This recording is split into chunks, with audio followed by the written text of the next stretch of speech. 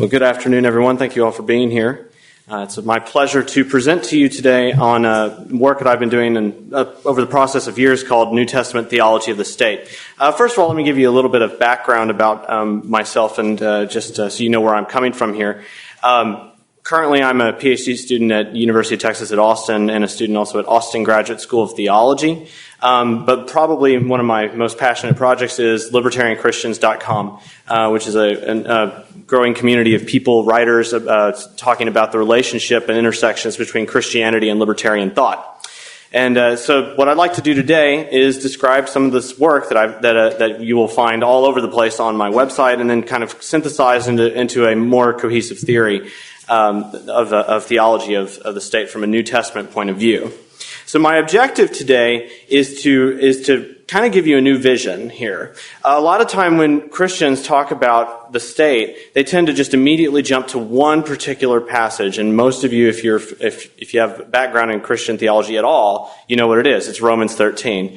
And so that's typically what is just thrown out tacitly. And people just accept this. Oh, well, this is the justification of the state that we need. We'll just move on. We don't have to talk about this anymore.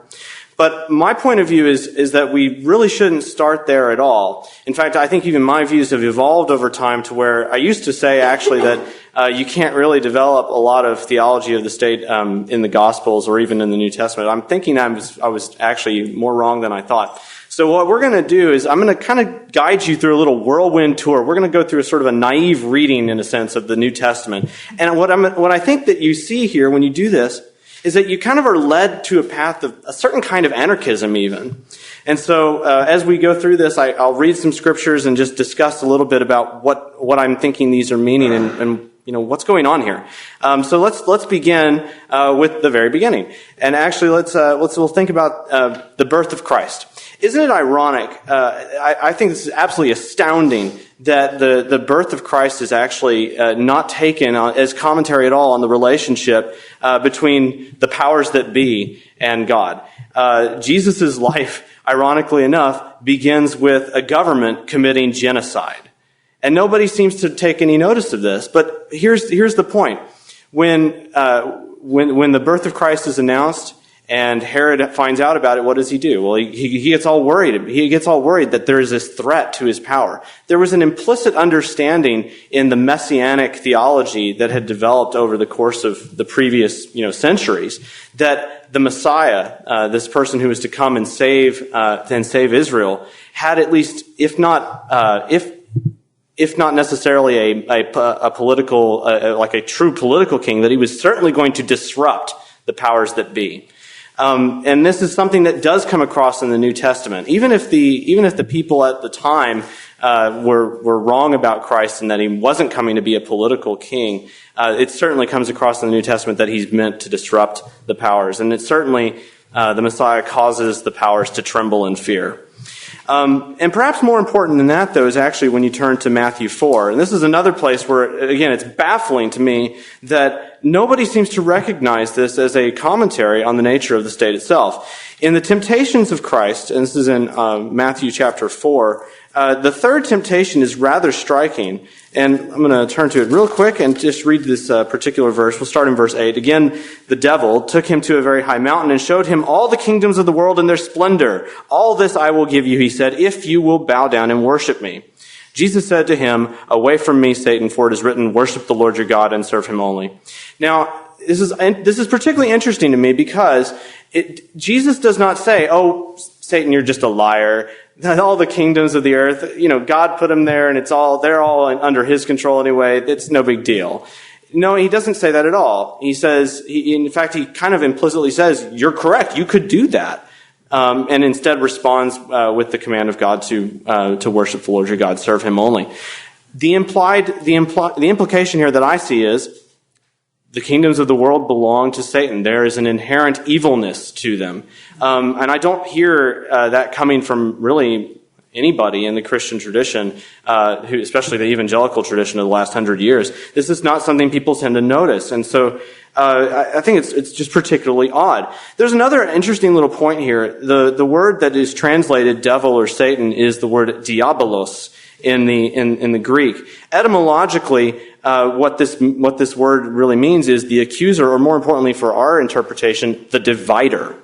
There seems to be, even in the background of the language itself, that the state is a reason for division between people. And we know from our understanding of economics and ethics that the state drives a wedge between people. It pits them against each other and causes violence. And so, again, we begin to see that as Jesus enters the picture, his intention is to bring peace and reconciliation between peoples rather than further division. So, turning to a little later in the Gospel of Matthew, Matthew's chapter 17 and verse 24. This is a selection that's often called the temple tax. And in this particular section, there's someone questions the disciples and ask if Jesus pays the temple tax. And so they go and ask him, hey, what are we going to do here? And Jesus has this kind of strange response. It's really unusual, and it doesn't make a lot of sense until you kind of think about the background and what he's actually saying. What Jesus ends up saying is, look, do princes pay the king a tax? No. So the sons are exempt, he says, and he basically is saying, I am not obligated to pay a religious tax. But in order to not cause offense, we're going to do it anyway. And here's how we're going to do it. Go to the pond, catch a fish, open its mouth, and you're going to find a coin. As though basically he's causing a miracle in a sense. But it's really bizarre because, it's just absurd when you think about it. And it's an interesting point because the point actually isn't the miracle itself. Jesus, never did miracles just to impress people. In fact, he only did miracles out of love and compassion. In fact, he refuses to do miracles sometimes because he doesn't want them to become the basis of faith. Rather, he's calling for a different type of belief. So Jesus says he doesn't owe the tax, and yet it's still not worth causing offense. So he calls them on this absurd power that they are creating for themselves, and thus he resolves the problem with an absurd miracle. Go and catch a fish and pull a coin out of its mouth. That's just bizarro. But what we find here is Jesus is showing his indifference to the powers. He doesn't regard them with any authority or any power. Just ignore them in a sense. So that it's just an interesting comment on the way that Jesus actually views power above. So just even a couple chapters later, in Matthew chapter 20, we have another really strange discussion. In this particular selection, the disciples are arguing amongst one another about who will be closest to him in the coming kingdom. They're still thinking, after all this time, that Jesus is meant to go and establish some kind of earthly kingdom. Even though just a few verses before, he tells them that we're going up to Jerusalem and I'm going to be violently killed by the people that hate me. And they're just showing their lack of understanding in this particular instance. I want to read a couple of verses out of it because I think they're particularly significant as to how Jesus views power and the relationship between the Christian and power. So these are verses 25 through 28 in Matthew chapter 20. Jesus called them together and said, "You know that the rulers of the Gentiles lord it over them, and their high officials exercise authority over them. But not so with you. Instead, whoever wants to become great among you must be your servant, and whoever wants to be the first must be your slave. Just as the Son of Man did not come to be served, but to serve, and to give his life as a ransom for many." So we note here is that in this discussion of power, he makes no distinction and no reservation, no exception to the powers as to what power is good and what's bad. He says they're all bad. He says this is just the way it works. There is no political power without tyranny. That is that they lord it over other people. We turn now to the oft talked about render to Caesar passage in Matthew 22. I don't want to spend a whole lot of time here because I think it's somewhat trivial, actually. Although I will comment that Jeff Barr had a great paper last year in 2010 at the Austrian Scholars Conference that you can pick up online where he discusses this. And I thought he did a great job. But I think it suffices to say a few choice things about it, and we'll quickly move through and move on. So the Pharisees and the Herodians, in this case, are the ones who come and question him, should we pay taxes to Caesar? And these people, the Pharisees, the Herodians, they're bitter enemies. Why would they get together and try and entrap him? Well, they're united because they both hate Jesus that much, is that they're willing to put aside these particular differences, which, by the way, were political in nature, in order to try and send him over to the state in order to be killed. They're going to try and pin him as a rebellion leader as opposed to something else. So, of course, Jesus sees through this ruse and turns the tables on them entirely. For one thing, he exposes the triviality of their question in the first place. The coin that he says that for them to produce bears Caesar's mark. And in this time, Caesar claimed all money for himself. In fact, there is a history that shows that Caesar had at any time he could confiscate all money because it bore his mark. Marks were a way of discerning ownership at this time.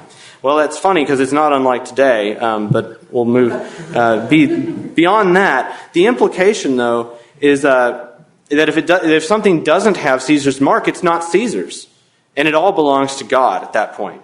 And Caesar has no right whatsoever to the rest.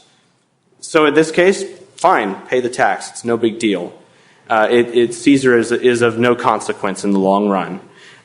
Moreover, he also is exposing their particular form of treachery by having them even show that coin, which is called the denarius, in the temple. And this coin is kind of ironic that it would be in the temple of the Jews at the time because it had a graven image on it. One of the Ten Commandments is, you shall not have idols, right? Well, this coin, if you read it, there's text on there that says, "This is Tiberius Caesar, son of the deified Augustus, chief priest."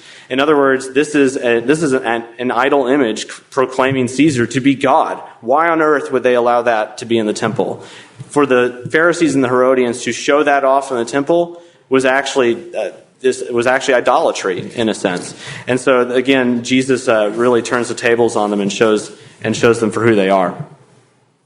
A little later in Matthew chapter 26, there's a rather famous saying of Jesus where this is when he's being arrested.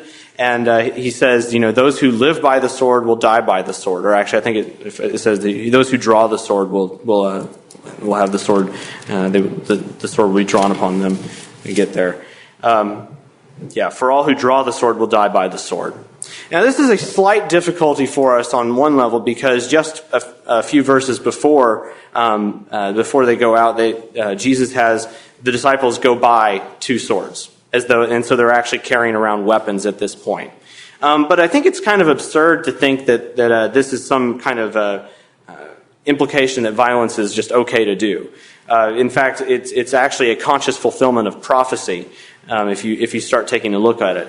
But when Jesus says those who draw the sword will die by the sword, he's really giving an absolute judgment on systems of violence entirely.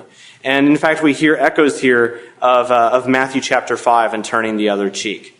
Interestingly enough, this saying is repeated in the book of Revelation in chapter 13 in the context of the two great beasts, which we'll talk about in a minute. The point of this selection is really to say that we have this orientation automatically as Christians toward nonviolence. If we're not to draw the sword at all, then we have this particular new perspective on how to behave and how to act. Now, of course, one other section that is often overlooked with regard to our attitudes toward the state and power is the trial of Jesus just before his death. The Romans, incidentally, were known most of you guys know this, they're known for their legal accomplishment. And some people say, and I'm just going to take their word for it, that it's the best ever system. It's one of the best devised systems of justice that in history. Now, regardless of where we fall on that particular question, what did this such amazing system of justice actually accomplish? Well, condemnation of an innocent man to death. He was given over to a mob rule. And it reveals, in my opinion, it reveals a basic injustice of a system that purports to be just. And in fact, it echoes from Ecclesiastes chapter 3:16, where it says, in the place of judgment, in the seat of judgment, wickedness was there. In the place of justice, wickedness was there. In other translations, it says, the power of wickedness reigns. This is a really interesting point to me, because it shows that there is no system of justice that's provided by some type of monopoly of force that is ever going to end up being just. And in fact, the attitude of Jesus shows his particular orientation against it. In Jesus' silence, he shows his rejection and scorn for the political authority above him at the time. He regards them as nothing, useless and thus it's useless for him to defend himself even. And in fact, there are multiple occasions, such as Luke 22:52, where he accuses the powers of being part of the power of darkness itself. And we've noted in various cases already how he's alluded to this. So Jesus' encounters with authority overall show his irony, scorn, non-cooperation, indifference, and sometimes even accusation against those people. And in fact, I like how Jacques Ellul describes him as an essential disputer. It's a rather interesting description of him. Turning now to the book of Revelation, we see that this book is a book of symbols. And in fact, it's full of challenges to power itself. And we'll just to go through it more very quickly, we'll just discuss the two greatest symbols in the book. First off, there's the symbol of the two beasts. The first beast comes out of the sea and the second beast out of the earth. The first beast is called Babylon. And what's particularly interesting about this, Babylon is used throughout Scripture as being a type of overarching authority and of the devil, of Satan. And one of the things that is often overlooked about this is that this also goes back to Genesis. In fact, some of my other research in Old Testament has shown that when you begin to look at the story of the Tower of Babel, this is actually the origin story of the state. And that in the Tower of Babel, you find the people of earth coming together to build this great tower to heaven, as though that they themselves can rise to be gods. And if you look at that, what happens? God says, no, not going to happen. And he disperses the people. So it is, in my opinion, this is an explanation, an origin story of the state itself. It is enacted upon, it is begun with a rebellion against God in mind, and it ends up dispersing people as a result. It drives wedges between them. And so we see allusions to this all throughout Scripture, and including finally in the book of Revelation. Now, the second beast that comes out of the earth is described as one that compels people to obey the first beast.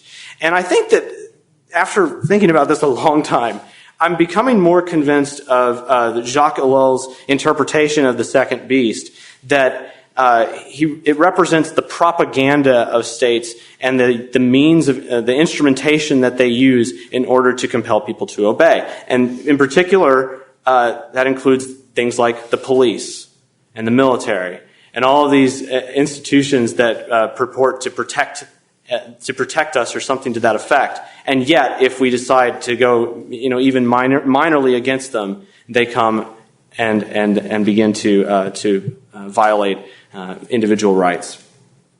So the second great challenge, or the second great symbol in the book I want to briefly mention, is the fall of Babylon itself. And it's interesting here because the way that it describes the people at the time is that this Babylon becomes drunk with the wine of the fury of their vices. And so it's just amazing how they go through these series of things that this Babylon is going about selling and controlling the economic system at the time, and it looks a whole lot like fascism even, or corporate statism, and it looks terrible. But then the final thing that it says that they trade in are bodies and souls. That is, that they have the ability to control people. And so my time is almost up here. I want to briefly say that when you begin to look at the context of Romans 13 and other parts of the New Testament with this type of theology in mind, you begin to read different things. You see different things in the text. I think it's amazing, finally, that even in Romans 13, if we actually back up a little bit more, we find that there's a verse that says, "Do not conform any longer to the pattern of this world, but be transformed by the renewing of your mind." And so I would call us all to begin that process. There is a better way of viewing the state from the perspective of Scripture, and with that, I will cede the balance of my time. So.